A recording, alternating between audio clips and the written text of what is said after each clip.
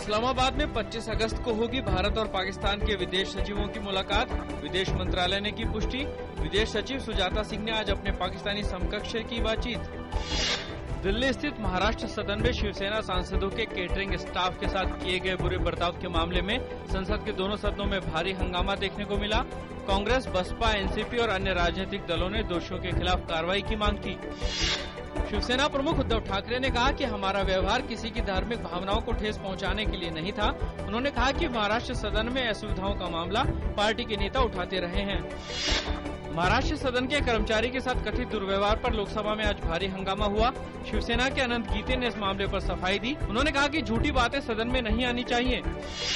भाजपा नेता वेंकैया नायडू ने कहा कि सरकार का इस मामले से कोई लेना देना नहीं है और देश में गलत संदेश नहीं जाना चाहिए। भ्रष्ट न्यायाधीश के मुद्दे पर सरकार ने पूर्व प्रधानमंत्री मनमोहन सिंह के बयान की मांग की। संसदीय कार्य मंत्री एम वेंकैया नायडू ने कहा कि पूरे मामले से साबित होता है कि यूपीए के दौरान सरकार कैसे काम कर रही थी। बिहार के पूर्व मुख्यमंत्री नीतीश कुमार ने गैर भाजपा दलों से एक साथ आने की अपील की। उनका यह बयान एक दूसरे के ध्रुव विरोधी रहे जेडीयू और आरजेडी के एक साथ आने के रूप में देखा जा रहा है। असम के ग्वालपाड़ा जिले में कृष्णाई थाने के सामने संदिग्ध उग्रवादियों ने एक बम विस्फोट किया। इसमें एक व्यक्ति की मौत हो गई जबकि 3 लोग घायल हुए। प्रारंभिक खबरों के अनुसार बम एक साइकिल पर रखा था। बिहार के मुख्यमंत्री जीतन राम मांझी ने गया में राजधानी एक्सप्रेस के रूट पर हुए हादसे में नक्सलियों का हाथ होने की आशंका जताई है। उन्होंने कहा कि तहकीकात के बाद दोषियों पर उचित कार्रवाई होगी।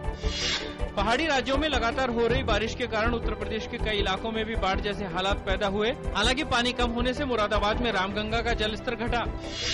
मध्य प्रदेश के सभी भागों में दक्षिण पश्चिम मानसून सक्रिय। रेवा, शहडोल, सागर, जबलपुर और ग्वालियर संभाग में पिछले 24 घंटों के दौरान हुई अच्छी बारिश। भोपाल में आगे और बारिश होने की चेतावनी के चलते स्कूल और कॉलेज आज बंद रखे गए। ओडिशा सरकार ने राज्य के कई इलाकों में नदियों के जलस्तर में हो रही बढ़ोतरी के मद्देनजर बाढ़ की स्थिति से निपटने की तैयारियां शुरू कर दी हैं। जाजपुर और भद्रक जिलों के खतरे वाले इलाकों से बड़ी संख्या में लोगों को सुरक्षित इलाकों तक पहुंचाया गया। जम्मू कश्मीर के अखनूर सेक्टर में कल नियंत्रण रेखा के पास घुसपैठ कर रहे आतंकवादियों के साथ मुठभेड़ में शहीद हुए सेना के जवान मोकचौन को आज जम्मू में सैनिक सम्मान दिया गया। शेयर बाजार बढ़त के साथ हुए बंद।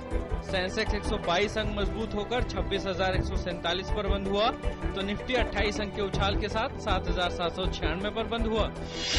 राष्ट्रमंडल खेलों का आज रात से स्कॉटलैंड के ग्लासगो में आगाज हो रहा है। राष्ट्रमंडल खेलों में भारत के अब तक के प्रदर्शन को देखते हुए लोगों को खिलाड़ियों से भारी उम्मीदें।